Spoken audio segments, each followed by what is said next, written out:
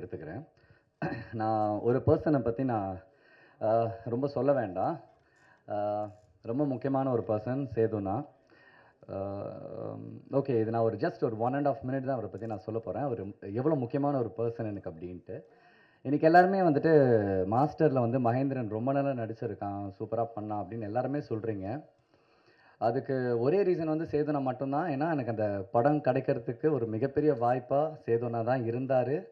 அவர் தான் லொக்கேஷன் என்கிட்ட சொன்னார், லொக்கேஷன் என்னை பார்த்தாரு, எனக்கு மாஸ்டர் கொடுத்தாரு. அவரை மாதிரி தான் நடித்தேன், அவரை மனசில் வச்சு தான் நடித்தேன், நான் மாஸ்டர் பண்ணேன். இது மட்டும் கிடையாது, இதுக்கு எனக்கு தெரிஞ்ச ஒரு 2012லேருந்துமே எனக்கு அண்ணாவை நல்லா தெரியும். நான் எவ்ரி டைம் அவர்கிட்ட நான் நிறைய சண்டை போடுவேன். எனக்கு எதனா ஒன்று பண்ணுங்க, எனக்கு எதனா ஒன்று பண்ணுங்க, நான் கேட்டுகிட்டே இருப்பேன்.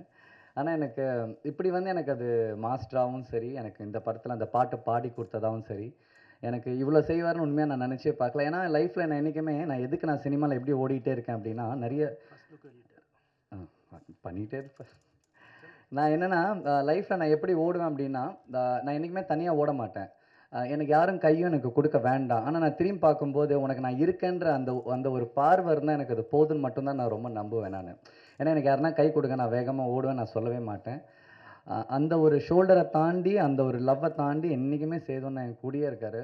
தேங்க்யூண்ணா, இது ஒரு ஸ்டேஜாக எடுத்துக்கிட்டு இது வரைக்கும் நீங்கள் எனக்கு செஞ்சது அண்ட் எனக்காக நீங்கள் பேசுனது, எனக்கு நீங்கள் சொல்லிக் கொடுத்தது எல்லாத்துக்குமே இந்த ஒரு ஸ்டேஜில் நான் உங்களுக்கு ரொம்ப ரொம்ப ரொம்ப தேங்க் பண்ணுறேன் சேதுனா.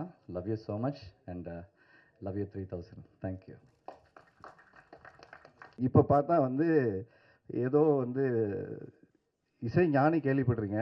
நம்ம பார்த்துட்டோம் அவர் எப்படி இருப்பாருன்னு. அடுத்த உருவமாக இருக்காப்புல.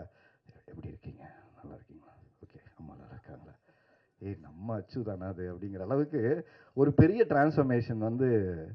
எனக்கு வயசாயிடுச்சா இல்லை அவருக்கு வயசாயிடுச்சான்னு அவர் பேசலன்னா எனக்கு ஐயோ நமக்கெல்லாம் இவ்வளோ வயசாயிடுச்சா அச்சு பேசுறது பார்த்து அப்படின்னு அவ்வளோ ஒரு பக்குவமாயிட்டாப்புல.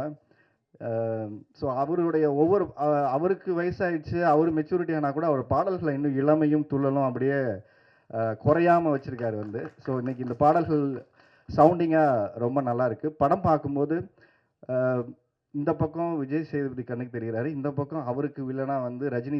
ஏன்னா வாய்ஸாக கேட்கும் போதும் அந்த பாடி லாங்குவேஜ்லாம் பார்க்கும்போதும் விஜய் சேதுபதி ரஜினிக்கு வில்லனா நடிச்சிருக்காரு.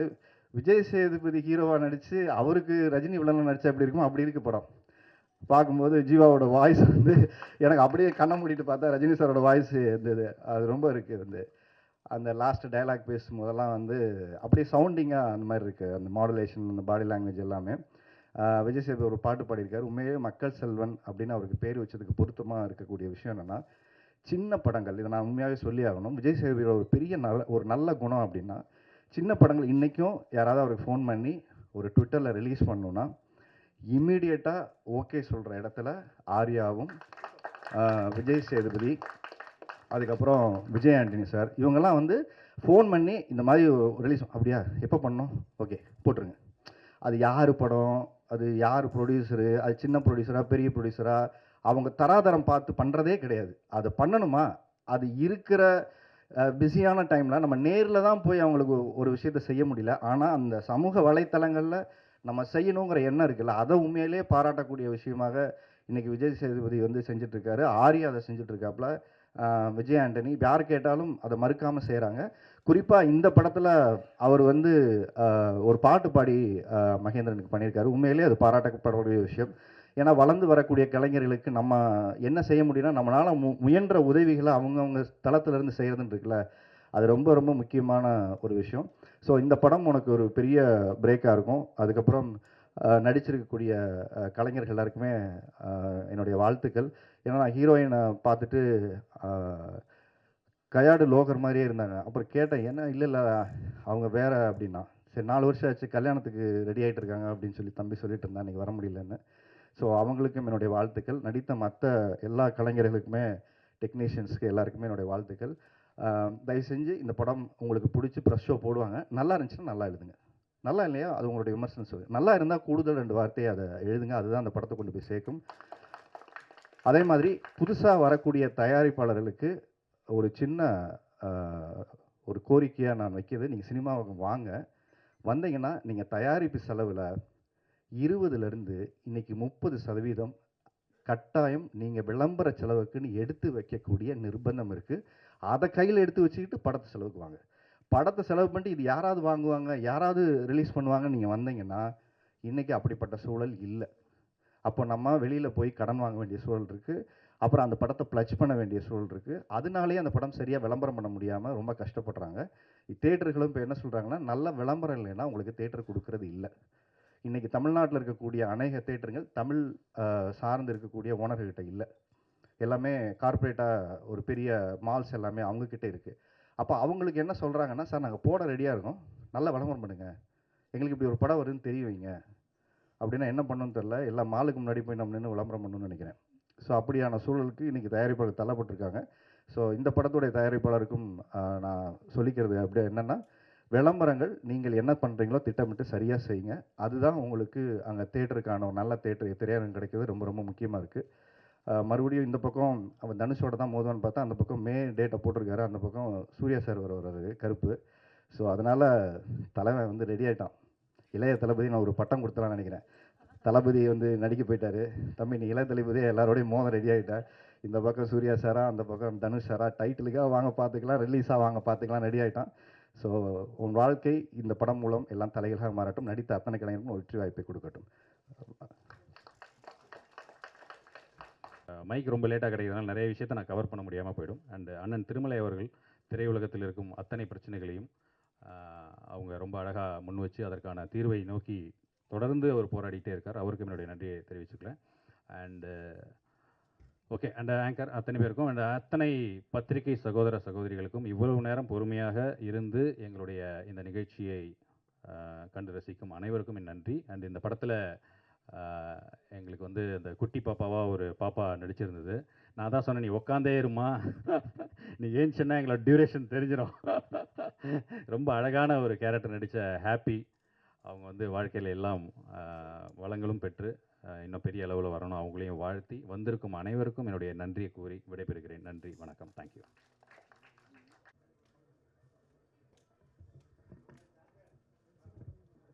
அனைவருக்கும் காலை மற்றும் மதிய வணக்கம். அற்புதமான விழாவிற்கு என்னை அழைத்ததற்கு மிகப்பெரிய நன்றி. கண்டிப்பாக பிரேம்நாத் சாருக்கு தான் நான் சொல்லிக்கணும். ஏன்னா அந்த ஒரு மனிதர் வந்து மீடியா மேலே மட்டும் இல்லாமல், திரைப்படங்கள் மட்டும் இல்லாமல், பாடல்கள் மட்டும் இல்லாமல்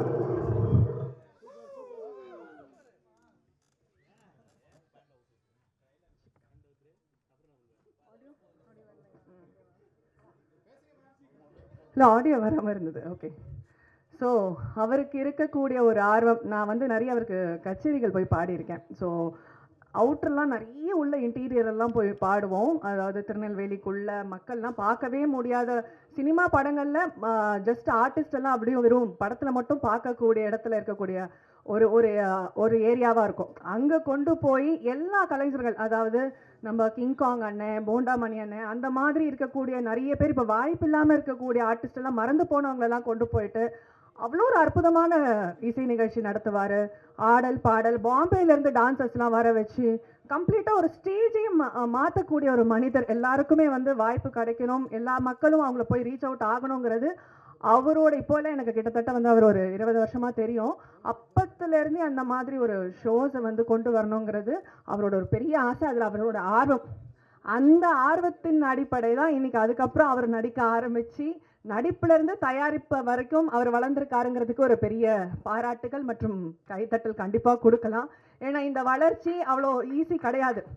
ஒவ்வொரு ப்ரோக்ராமுக்கும் போய் போய் கஷ்டப்பட்டு அதிலிருந்து வர காசுகளெல்லாம் எடுத்து வச்சு அதை சேர்த்து வச்சு ஒன்றுத்தை பண்ணணுங்கிறது வந்து ஒரு பெரிய மனசு வேணும். அதுக்கு ஒரு கண்டிப்பாக பெரிய தைரியமும் இருக்கணும். ஸோ நிச்சயமாக நான் எல்லாருக்கும் என்ன சொல்கிறேன் அப்படின்னா வந்து, கண்டிப்பாக நிறைய தயாரிப்பாளர்கள் வராங்க இங்கே. ஸோ லாட் ஆஃப், இப்போ கூட ரீசெண்டாக 2-3 படம் போன மாதம் ரிலீஸ் ஆச்சு. ப்ரொடியூசர் வந்து டோட்டலாக லாஸ் மேடம் அப்படின்னு எனக்கு ஃபோன் பண்ணி அப்போ சொல்லும்போது ரொம்ப வருத்தப்பட்டு சொன்னார், இது என்னோட முதலும் கடைசி படம் அப்படின்னு சொன்னார். நான் பேர் சொல்ல விரும்பலை. என்ன காரணம் அப்படின்னா, கண்டிப்பாக அவங்க போடுற பணத்தை வந்து நஷ்டம் அப்படிங்கிற ஒரு இடத்துக்கு கொண்டு போய் நிறுத்துறது மட்டும்தான் இதுக்கு முக்கிய காரணமாக இருக்குது. ஸோ கண்டிப்பாக இது மக்கள் நிறைய பேர் வந்து என்ன பண்ணுறாங்க, படம் நல்லா இல்லைன்னு ஜஸ்ட்டு ஒரே ஒரு ஷோ பார்த்துட்டு வந்து சிம்பிளாக வெளியே சொல்லிட்டு போயிடுறாங்க அவங்க கருத்தை. ஆனால் அதுக்கு பின்னாடி எவ்வளோ பேரோட உழைப்பு இருக்குது, எவ்வளோ பேர் இதனால் வாழறோம், இதுக்கான பின்னாடி பேக்ரவுண்ட் ஒர்க் எவ்வளோ இருக்குங்கிறது நம்ம எல்லாருக்குமே தெரியும். ஸோ கண்டிப்பாக ஓடிடியில் மட்டும் உட்காந்து படம் வந்தால் பார்த்துக்கலாம் அப்படின்னு இல்லாமல் திரைப்படங்களில் போய் கண்டிப்பாக தியேட்டர்ஸில் போய் படத்தை பார்த்து நம்மளால் முடிஞ்ச ஒரு கான்ட்ரிபியூஷன் கொடுத்தீங்கன்னா தயாரிப்பாளர்கள் பின்தங்கி இருக்க மாட்டாங்க. மறுபடியும் மறுபடியும் படங்கள் வாய்ப்புகள் வந்துக்கிட்டே இருக்கும், எடுத்துக்கிட்டே இருப்பாங்க, நிறைய பேர் வாழலாம். ஸோ நிச்சயமாக வந்து நான் அதை முக்கியமாக இங்கே சொல்ல விரும்பிக்கிறேன். ஏன்னா நான் வீட்டில் இருக்கவங்களும் சொல்லுவாங்க ஓடிடியில் எப்படியும் வரும் பார்த்துக்கலாம் விடு, இப்போ எதுக்கு தேட்டருக்கு போய் செலவு பண்ணுற அப்படின்றாங்க. ஸோ ப்ளீஸ் அதை பண்ணாதீங்க, கண்டிப்பாக தேட்டரில் பாருங்கள். என்ன இந்த விழாவிற்கு அழைத்ததற்கு மிகப்பெரிய நன்றி. மேடையில் இருக்க அனைத்து ஜாம்பவான்களுக்கும் பெரிய நன்றிகள். கரா படத்துக்கு ஒரு பெரிய வாழ்த்துக்கள். Thank you. Thank you so much. So, can we have our special guest Priyanka Robo Shankar avargal to the stage?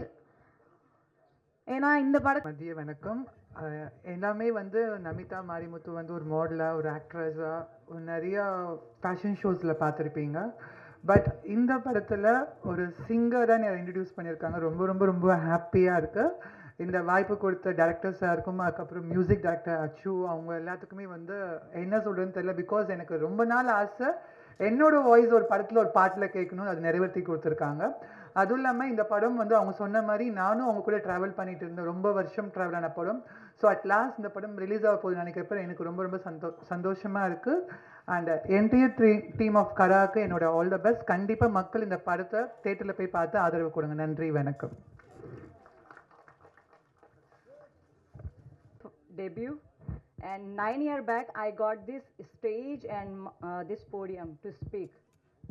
It was very long journey for me, not easy even. So thank you Avatar sir, you choose me, and for him I can say just a content creator and a good quality man. अगर ये movie 10 साल बाद भी release होती तब भी hit होती. So must watch Candy. Kara movie, I'm playing a candy role, and I want to say thank you to my mom, dads. They give me a good strength and powerful aura. Then I sustaining in the industry. It's not easy. Everyone sitting here, they knows our journey. So thank you very much, and I want to say thank you to our producer sir, Salim sir and Rajesh sir, and Jeeva, Mahendran, Saiba. We worked together. We was I see I'm shaking now. This is my first ever debut and I'm very happy, and thank you to covering us, and must watch Kara movie. Thank you. Thank you so much. Can we have the விழாவின் நாயகன் அப்படின்னு சொல்லலாம், the music director அச்சு ராஜமணி அவர்களே ஒரு சில வார்த்தைகள் பேசுமாறு கேட்டுக்கொள்கிறேன்.